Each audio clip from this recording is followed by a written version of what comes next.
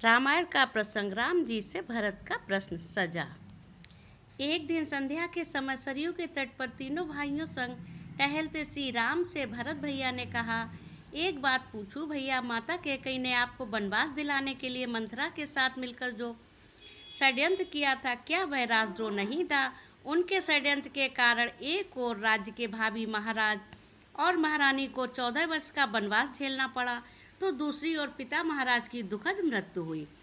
ऐसे षड्यंत्र के लिए सामान्य नियमों के अनुसार तो मृत्यु दंड दिया जाता है, फिर आपने माता कैकेयी को दंड क्यों नहीं दिया? राम मुस्कुराए, बोले, जानते हो भरत, किसी कुल में एक चरित्रवान और धर्मपरायण पुत्र जन्म ले तो उसका जीवन उसके असंख्य पीढ़ी के पितरों के अपराधों का प्रायश्चित कर देता है। जिस माँ ने तुम जैसे महात्मा को जन्म दिया हो, उसे दंड कैसे दिया जा सकता है? भरत संतुष्ट नहीं हुए, कहा, यह तो मोह है भैया, और राजा का दंड विधान मोह से मुक्त होता है। एक राजा की तरह उत्तर दीजिए कि आपने माता को दंड क्यों नहीं दिया? समझिए कि आपसे यह प्रश्न आपका अनुज नहीं, अयोध्या का एक सामान्य नागरिक कर रहा है। राम गंभीर हो गए। कुछ क्षण के मौन के बाद कहा, अपने सगे संबंधियों के किसी अपराध पर कोई दंड न देना ही इस सृष्टि का कठोरतम दंड है। भरत, माता कैकेयी ने अपनी एक भूल का बड़ा कठोर दंड भोगा है। वनवास के 14 वर्षों में हम चारों भाई अपने अपने स्थान से परिस्थितियों से लड़ते रहे हैं, पर माता कैकेयी हर क्षण मरती रही है। अपनी एक भूल के कारण उन्होंने अपना पति खोया, अपने 4 बेटे खोए, अपना समस्त सुख सम्मान खोया, फिर भी वे उस अपराध बोझ से कभी मुक्त ना हो सकी।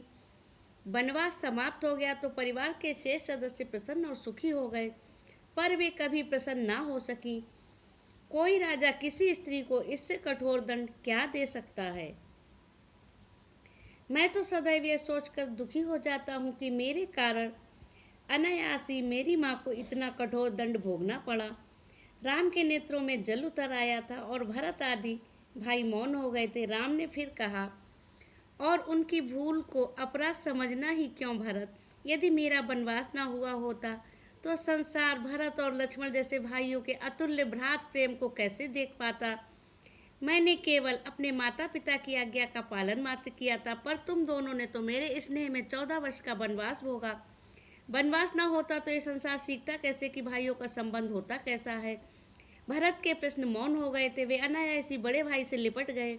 राम कोई नारा नहीं है, राम एक आचरण है, एक चरित्र है, एक जीवन की शैली है। मनन अवश्य करें। जय श्री राम। नमस्कार दोस्तों, सुमन ब्लॉग आगरा स्टाइल में आप सभी का स्वागत है। ये पोस्ट अच्छी लगी हो, वीडियो पसंद आई हो तो अपने दोस्तों के साथ शेयर जरूर करें और इसको ध्यान से पढ़ें। ऐसी ही वीडियो देखने के लिए चैनल को सब्सक्राइब करें, बेल आइकन को प्रेस करें, जिससे जब भी वीडियो अपलोड करें आप तक सबसे पहले पहुँचे। जय श्री राम। धन्यवाद।